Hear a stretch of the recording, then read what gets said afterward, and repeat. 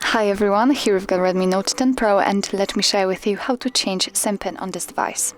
So firstly we have to enter the settings, so let's tap on it, and here we have to find passwords and security. Now let's tap on the privacy at the very bottom, and here we've got the SIM lock, and tap on the current SIM you've got inserted. As you can see, on the second position we've got change SIM pin, so let's tap on it, and here we have to enter our current pin, so let me do it. Tap on OK, and as you can see right now we can enter our new SIM pin, so it can be something like that. Okay, again, tap on OK. Here we have to retype it, so let's do it. Okay.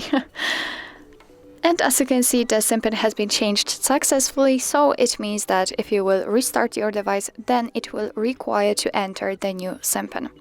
So actually that's all. This is how to change the SIM pin in your Redmi Note 10 Pro.